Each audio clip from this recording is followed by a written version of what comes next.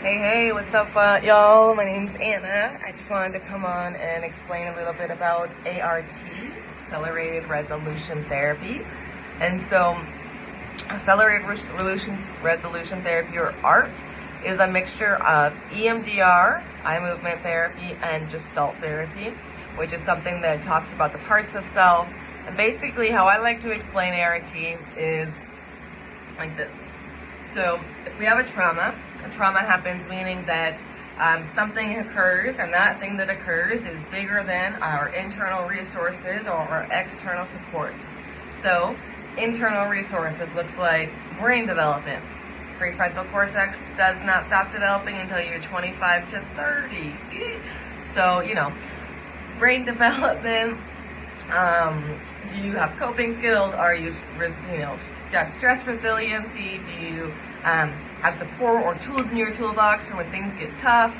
External support. Do you have people around for you? Are you feeling validated in your experience?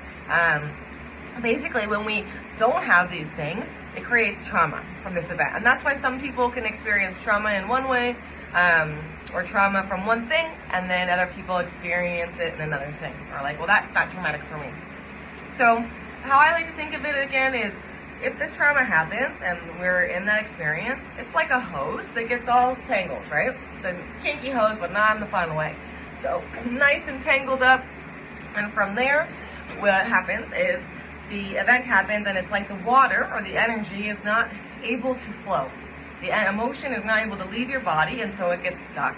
And what we know is that our body carries our trauma. Our body is our unconscious mind. It is the part of us that remembers things, that goes through things, that holds things and knows things. So when our body is like this, because we've experienced a trauma that hasn't had a chance to be processed, we can use eye movements to look kind of like this. We use eye movements in order to help regulate. Basically, the eye movements detangle the hose. The eye movements allow us to process out in doses. Now, why I like ART over some other methods of eye movements is because ART uses a form of gradual exposure. What does that mean? We're not going to flood you in, think about the memory, be in it. Not exactly, right? Because that can feel like I want to hide. What we do instead is bits by bits. So say you're working on something, memory, we'll spend a little bit of time in that memory, then we spend time in the body, regulating. Now we might regulate through eye movements, we might regulate through other tools such as breath work.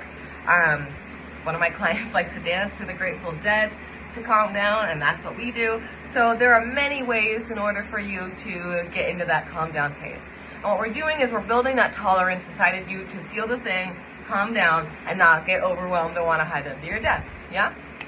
So, we're going through this, we're moving through it, and that's the first part. Eye movements help detangle the hose, help you presence your awareness, because science says an emotion only lasts 90 seconds if we don't put a thought or if we don't put a story or a narrative on it, which is hard because we're humans and our brains are designed to kind of look for threat based on fast. Anywho, what we can do then with the eye movements is focus on ourselves, focus a little bit more on that feeling, allow it to become processed out, detangle the hose, and then from there, we do something called memory reconsolidation. So, memory reconsolidation is something that basically, if your brain is, how do I want to explain this? Your brain has a trigger, right? This thing happens, you have a neural pathway in your brain, boom, trigger. Then all of a sudden, body response, etc. What we do, after we've processed out and demangled the hose, making it more fun. I was going to make a joke about kink, but we're just going to leave that there. So, okay, so we do that, and then we do this memory reconsolidation process, which means brain goes for the trigger, we have this thing where we can basically paste a new memory on top of that memory. And it's not like you are losing your memory of what actually happened. You're not brainwashing yourself. You don't forget what actually went down. But what happened instead is that you are actually giving your brain a new image on top of that. So when your brain is in trigger route, there's all of a sudden this new image as opposed to the trauma. And that gives you a chance to not have the same body sensations and to move through it and not feel so bothered by the things that happen.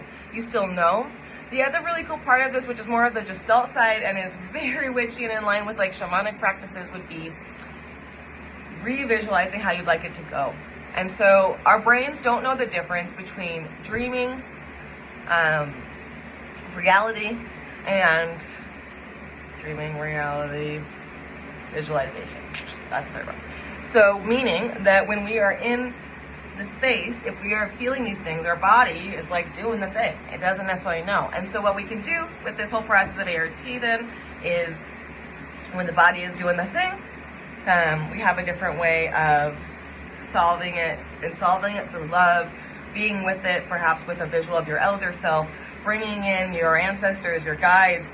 However, I like to make it as witchy as people want. But you get to decide how to claim and take your power back in this situation. You get to rescript how you would have liked this thing to happen or not happen. And so that's my little intro on ART. Please let me know where I'm missing points and where I can give some more clarification. But I wanted to give you a little bit of video to explain it because it's just a lot otherwise. Much love. Here for more questions. Happy to be a part of this community. Ciao.